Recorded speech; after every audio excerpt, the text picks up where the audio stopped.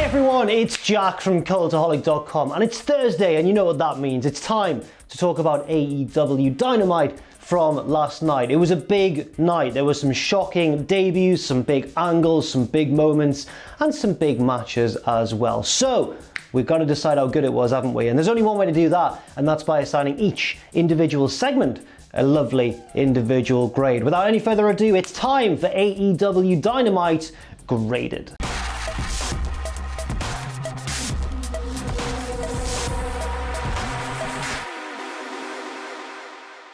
We start the show with 10-man tag team action. I can barely contain myself. It's the Inner Circle, Jericho, Santana, Ortiz, Sammy Guevara and Jake Hager taking on, Chuck Taylor, Trent, Orange Cassidy, Luchasaurus and Jungle Boy. Basically just the most babyface team ever. And of course the big story in this match is the ongoing feud between Jericho and Orange Cassidy. And Cassidy tries to start the match with Jericho, both as the legal men, but then Jericho very heelishly just tags out to Jake Hager straight away. It doesn't take long before this match just completely breaks down. Everybody's rushing in and out of the ring, everyone's taking each other out, blindsiding each other, and then we get a lovely sequence of dives. So both the best friends jump to the outside, Orange Cassidy slowly hits the ropes and then doesn't even bother to dive and just puts his shades on. But the weirdest dive for me was Marco Stunt's dive, because Luchasaurus just hurls him at Jake Hager on the outside, and Hager very impressively just catches him and throws him back up to Luchasaurus, who very impressively again just catches him. But Marco Stunt wasn't officially in the match. My question is, why wasn't that just an immediate DQ? You know? Oh, ultimate babyface team, I said at the start of this segment. But they're not, are they? They're horrible cheats, and I hope they go on to lose this match. Eventually the action kind of returns to the ring, and Luchasaurus gets the hot tag and starts taking out all the members of the Inner Circle until he runs into Jake Hager, and they just start throwing bombs at each other. And Luchasaurus is fighting so hard that his mask almost comes off, and it's very awkward for a few seconds. Everyone trades signature moves, rushing into the ring to deck each other in a bit of an Attitude Era spot where it's all like, haha, I'm a better wrestler than you because I've just hit my secondary finisher, and then they turn around right into another secondary finisher, and the cycle repeats. Jericho tries to break this lovely cycle by grabbing his baseball bat and trying to use it while the referee is distracted, but Orange Cassidy is having none of that, grabs Jericho down from the apron and just throws him into the front row, which will work, you know, it's an effective tactic. Back in the ring, Sammy Guevara gains control and looks to have the match won. He's about to hit the shooting star press when music hits, and I'm like, who is it? Is this a big debut? What's gonna happen? And then Matt Hardy appears behind Sammy and pushes him off into Luchasaurus, who nails his finish for the big babyface team win. Now, I understand the finish because Matt was, he was about to feud with Sammy Guevara before Sammy got suspended, so this is reigniting that whole thing. However, I just wish I was more familiar with Matt Hardy's non-broken music, because I had no idea. I thought it was a debut. I was like, oh, who are we going to see come out? We're going to see Rusev, lads. And then I didn't actually think it was going to be Rusev, but I was just a little bit like, oh, it's Matt Hardy, okay. To me, this gets, I'm gonna sound harsh here because it was a fun match. There were fun moments here and there, but I'm only gonna give it a B-. It was a bit disjointed at times. There was a lot of messy brawling. I felt like the Inner Circle probably should have won the match because you've got two thrown together teams beating this established stable, and the finish just didn't really work for me. It wasn't anybody's fault in particular, it just didn't really work. Shortly after this match, we get a backstage segment with a very furious Inner Circle having lost the match, and Jericho says, right, in 2 weeks' time, myself and Orange Cassidy, we're gonna have our rematch, and in 1 week's time, next week, I'm challenging him to a debate because I want to humiliate him not just physically, but mentally as well. Next up, we get perhaps the most hyped segment of the week, given the Twitter activity surrounding this match. It's Cody's TNT Open Challenge against indie sensation Warhorse. And for those who don't know Warhorse, he's a bit of a, well, as I say, he's a bit of an indie sensation by being a very self-aware throwback to like an older era, like Road Warriors style, Ultimate Warrior style, power and pain and shouting and intensity and metal. And that's Warhorse for you. But he does it in a very, very self-aware and very hilarious way. And is big on Twitter as well because of it, not just in the indie wrestling scene, but on social media as well. He's friends with Danhausen, another popular social media indie wrestling star, who called him in a video that was posted to Twitter to offer Warhorse advice. And Danhausen said basically, your strategy should be to punch Arn Anderson in the balls and say, love that Danhausen. These young kids with their young sense of humor, I'm sure Matthew found it funny and he's older than me. And honestly, despite, seeing a lot of him on Twitter and stuff, I'm not actually that familiar with Warhorse I wasn't prior to this match. And I was surprised how good he was. I didn't know that he'd be this good. He's a nice mixture of old school simple stuff, lariats and elbow drops and firing up the crowd, mixed with some technical ability that I just didn't know he had, such as holding onto Cody's arm and keeping it locked up while rolling through a slam that Cody's attempting. Just things like that really add a bit of a sheen to his matches. And throughout the opening stages, Cody has been working Warhorse's leg, but it's Cody who needs to roll out and take a bit of a breather and get a bit of a team talk from Ariane Andrew because Warhorse has really surprised it. But Warhorse presses the advantage even to the outside with like a Finn Balor-esque double stomp to the back of Cody's neck on the way out of the ring, and then back in the ring, he heads up top and it's just a beautiful, well, they call it a Randy Savage style elbow drop from the top. I think it looked a bit like Shawn Michaels' elbow drop, but it was a really good elbow drop either way for a very effective near fall. But Warhorse heads up top again and comes off and jams his leg that's already been hurt by Cody earlier in the match and soon falls victim to the figure 4 leg lock. But it was absolutely great to see him on AEW out of nowhere, despite, being primarily a social media viral indie sort of guy. And AEW went, we'll take a chance on him, and hopefully it proves to be really successful. But that is not all, because then the Dark Order run down to the ring. I think it's Alex Reynolds and John Silver. It's two of the more lower tier members. They rush the ring and try and beat down Cody. Warhorse tries to save him, he throws him aside, but the numbers game is too much to overcome and he gets beaten down, and then Cody gets beaten down too, until we get a massive surprise debut, guys. And here he comes, woo woo woo. It's Matt Cardona.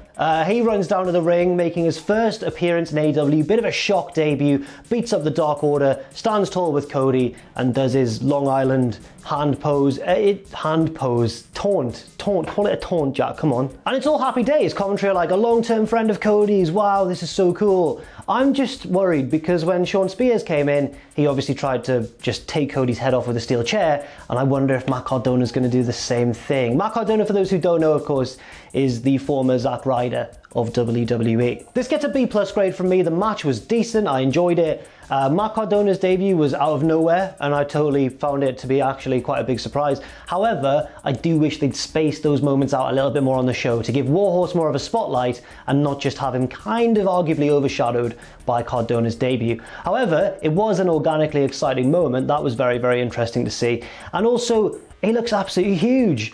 I don't know if it's because back in WWE, Ryder was kind of amongst giants and didn't look that big by comparison, or whether he's just been working really hard in the interim between WWE and AEW.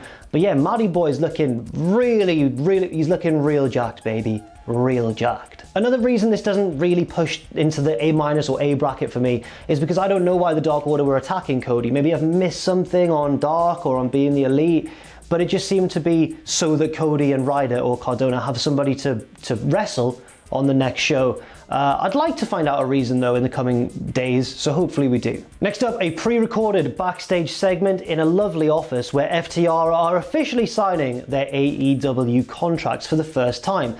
They invite their tag team consultant into the room, and it's Arn Anderson. This 4 Horsemen stable, it's happening, boys. We're gonna have Cody, we're gonna have FTR, we're gonna have Zack Ryder in the background doing the woo woo woo. That maybe doesn't fit quite as much. Although maybe it does, because remember Steve McMichael was once a 4 Horseman, and maybe Ryder can be the Steve McMichael. Oh, that's insulting to poor Zacky boys. Anyway, the point is that Arn Anderson is there with FTR, and he's very complimentary towards them as well, saying, oh, it's the best tag team in the world. And I'm like, okay. They go over a few clauses in their contract saying they want stricter 10 counts in their matches, tag ropes as well to hold on to, and also they want Tag Team Appreciation Night on August 12th, hosted by themselves, and AEW agree to all of this. And then who should arrive to help them celebrate signing their new contract but Hangman Adam Page, who pours the whiskey, pours way too much in his own glass admittedly, and they all cheers and they all take a drink. And when they all toast to themselves, Hangman says, the Mid-Atlantic boys ride again. Now, they're all from the Mid-Atlantic region, but to fans of a certain age and a certain fandom, that sentence is going to make them just go, yes! And I fully understand. I'm not one of you, but I fully understand. This gets an A- grade from me. It was short, but it was very sinister. I love the vibes. I loved how, eerie it is that FTR are worming their way into everybody's affections, and I can't wait to see when they just turn on everybody and form this big super stable. I hope that's going to happen anyway. A- is the grade. Love the segment. Next up, more Dark Order action as Hangman Page and Kenny Omega defend their AEW Tag Team titles against the Dark Order, Evil Uno and Stu Grayson, accompanied by Brody Lee and Anna Jay, but they just hang out near commentary because Colt Cabana's on commentary. He says he's not officially a member of the Dark Order yet. He's just hanging out. Basically, Colt is doing the whole I have no idea my friends are this evil kind of thing, where he's just like, they're great guys, they're having a great time, and I'm a nice guy too. And I'm just like, Colt, you're not fooling anybody, mate. Hangman Page starts a brawl with the two challengers before Kenny has even made his entrance. Kenny has to rush the ring and bail him out and stop the brawl. And it's just, it's just the little things that keep this story going and keep the tension between the two champions bubbling under the surface. And this match is good for the most part, and then really picks up down the stretch. And it reminds us that, when the Dark Order, when Uno and Grayson, this pairing in the Dark Order, have their game faces on, they're as good as any other tag team in the division at delivering a compellingly structured match. I mean, there's moments like Grayson's big frog splash onto Omega, who's just done a Snapdragon to Uno, and then he's on the floor and just gets nailed immediately by the frog splash. It all picks up in terms of pace and intensity all the way to the finish. However, it is the champions Hangman and Omega who pick up the victory with their V-trigger buckshot lariat combination. Brody Lee is absolutely furious with his boys, and when they crawl back to the stage, he's scolding them, he's throwing his notes at them, or maybe it's the commentator's notes, I don't know, but he gets a stack of paper from somewhere and just throws it at Stu Grayson. But then he gets on the mic and he turns his attention to the champions. That's because Hangman is laughing and mocking Dark Order for falling apart and being a bit of a shambles. So Brody goes, you know what, you think that's funny, do you? And that's when Nick and Matt Jackson and the Young Bucks come down from the crowd to stand with their boys in the ring and say, suck it. They don't actually do that, but I constantly imagine the Bucks in a state of telling people to suck it. Brody says, oh, you've got your friends for backup, do you? Well, always remember this, there's strength in numbers. And that's when various different Dark Order members in masks all jump the guardrail, and there appears to be more of them than members of the Elite in the ring. But who should come along to save the day but the best tag team in the world, the Mid-Atlantic Boys riding again? It's FTR, who come out with the big beer cooler, smash it over Brody Lee's back, he falls off the stage, FTR rush the ring and help the Elite clear out the members of the Dark Order. And you know what? Flip it, guys. Just flip it. I'm giving this a flipping A-, because even though the Dark Order aren't my favourite part of AEW, this was a great match. It was a really good match. I enjoyed it down the stretch. And also, I'm liking FTR's just their continued worming their way in. I said it before, and I'll say it again. Can't wait for it all to kick off, It's going to be great. Next up, we get a ringside segment with Dr. Britt Baker, DMD, who says that she will grant Big Swole the shot that she wants at her, but first she has to beat an opponent of Britt Baker's choosing. Now, I don't know whether this shot would be for like All Out or whenever, Britt Baker's scheduled to come back, but it's an interesting one, and I wonder who this opponent's going to be. No grade for that though, it was too short really to give a grade to, but Britt Baker continues to be entertaining and relevant despite her injury. Now we get a match in the women's division. It's Hikaru Shida taking on the recently debuted Diamante. Diamante beat Eva Lise last week to secure this shot against Hikaru Shida and refuses a handshake from the champion at the start of the match. And Shida's obviously not happy, and she attacks her with a big flurry to start things off. And Shida, and rightfully so I think, controls the bulk of this match, laying Diamante over the guardrail, running knee, controlling her in the ring. But Diamante turns the tables at one point and gets a near fall off a stunner, or it should be a near fall, but Shida's shoulders up and the ref's very picky about that, and he's like, no, her shoulder's not down. And I'm like, the momentum of the match is gone. And unfortunately from there, things do kind of break down. You can see the pair clearly grabbing a hold to talk to each other for a bit, trying to sort things out. They kind of lose their way a little bit. They get it back eventually at the end though, when Shida hits the Falcon Arrow and the running knee when she waits for Diamante to turn around because she was facing the wrong way, and it's another little miscommunication in the match. And eventually Shida picks up the win. The match gets a C+ grade. It started off well, and then things just kind of went wrong. But there's no time to dwell on that, because we have to head backstage to find out who Nyla Rose's partner is in the old women's tag team tournament. And as she's backstage with Vicky Guerrero, she draws the colour purple and goes, I like purple. And the interviewer goes, well, Nyla, someone else has already drawn purple as well, so let's find out who your tag partner is. And it's Cameron. It's actually Cameron from WWE and from Tough Enough fame and from, yeah, it's the other Funkadactyl, not Naomi. maybe she's improved a lot. She certainly seemed energetic and full of charisma. I will give her that. I'll give her that. We'll see how she does. And yeah, I'm pretty excited, you know? It's been a long time since I've seen her. She's going by the name Ariane Andrew, by the way. Again, no grade for that segment. It was a little bit short, but we move on to MJF's State of the Industry address. And I'm gonna have to use my notes here because MJF says a lot, and it's a really impressive long promo where he's got a lot to remember, says it all, delivers it brilliantly.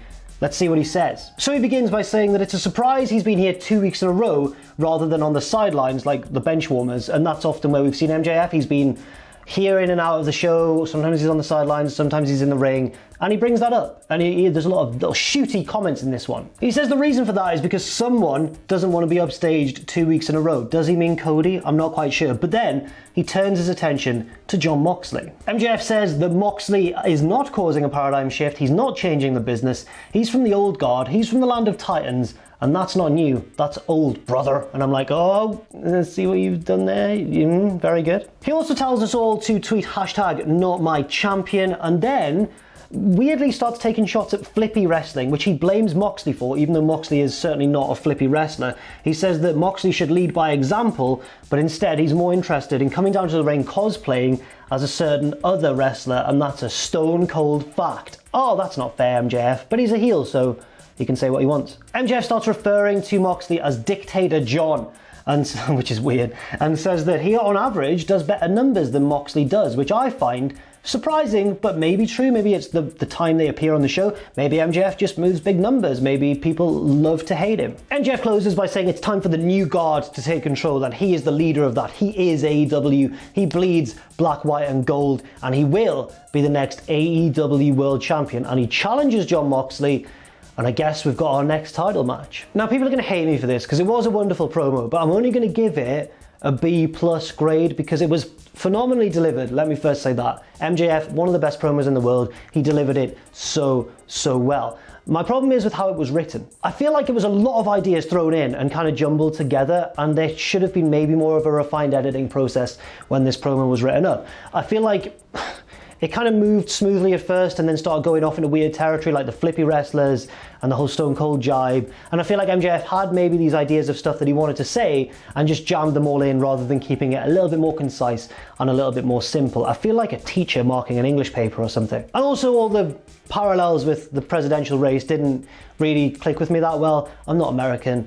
I don't really go for all the pageantry and everything. It's not part of our psyche over here. So maybe it's just something that doesn't ever really connect with me and I go, oh, that's very relevant, because it's not relevant to me, but I did sort of understand it. And finally, the main event of the night, the no DQ, this one's the Tornado Tag Gym, it's this match, the no DQ Tornado Tag between Jon Moxley and Darby Allin and Brian Cage and Ricky Starks. Darby's music hits and he's meant to enter first, but then he doesn't, which is strange. Moxley's music hits, he comes out and stands in the ring, but Darby is nowhere to be seen. And we cut backstage where Brian Cage and Ricky Starks are with Taz, who brags and says that Darby couldn't show up to wrestle because he got beaten up by his boys last week. Starks then gets on the mic and cuts a promo, basically putting himself over a bit for those not too familiar with him, and says, I'm young, I'm handsome, I'm everything your mama wishes you could be. And I'm like, yo, well, shut up, man, because mine's proud of me, so just sure. And the heels turn around, swagger through the curtain, make their entrance, they're happy as can be because it's 2-on-1, and Darby Allin falls from the sky, falls from somewhere above with a coffin drop and wipes them both out. I like that Taz mentioned that he thought Darby Allin was at home before the match, which means that Darby must have gone up there and just hung out there all day because Taz didn't see him and he's had to hide from him. I love the implication that Darby's been hiding from Taz for the whole day building up to the show, and then eventually he's like, oh, finally I can jump, and just falls off. I do quite like that. Everybody brawls around the ring for a bit, things gradually get taken inside the ring, and Moxley's just dishing out the big moves, cutters, pile drivers, he's running wild until both heels team up and do a big nice double spine buster onto a trash can, and it looks a bit of a weird angle, and ooh, sore on the old back. Moxley and Darby show some very nice teamwork. Cage at one point goes to give Darby a buckle bomb and Moxley counters it by just standing in the way and catching Darby as he's thrown towards him. A little bit later on, Moxley holds Cage in place for the coffin drop, but Cage doesn't get pinned yet. First of all, I don't know why I said yet like that, yet. And also, I don't know why I even said yet, because it's not Cage who takes the fall at the end of this match. Darby drives the trash can into the injured bicep of Cage. Cage is now taken out, Ricky Starks is isolated, Darby hits the coffin drop and gets the pinfall and picks up the win. Cage does try to get back in the ring to break it up, but Moxley has him trapped in an armbar at the time. So the babyface team wins, and this gets a B+ grade from me. I thought it was a fun match, nothing blowaway, nothing out of this world, but it's what you expect from a Darby Allin and Jon Moxley match. The set pieces in this one were great, like Darby falling from the great height, the big double spinebuster on the trash can, the ending as well. They were all great. It was just the bits in between that felt a little bit messy, but it was a no DQ tornado tag match, so what more do you want? And after the match, while the victorious team is celebrating in the ring, Darby points at Moxley and challenges him to a match. And commentary revealed to us that it'll take place next week. Overall, I'm going to give this show a B+. Originally, I was only going to give it a B. This was not my favorite Dynamite in recent weeks, unfortunately. I just thought the action wasn't quite as clean as it usually is, but it was saved a little bit and bumped up to a B+ by the big moments. Cardona's debut, Darby's dive, MJF's speech, all these big things happened on the show. And even though the wrestling wasn't as good as it usually is, I think that kind of saved the show just a little bit for me. But what did you think of Dynamite? Let me know in the comments section down below. And thank you very much for watching this video. I've been Jack from Cultaholic.com. Make sure you stay safe out there, stay positive, and I'll see you very soon.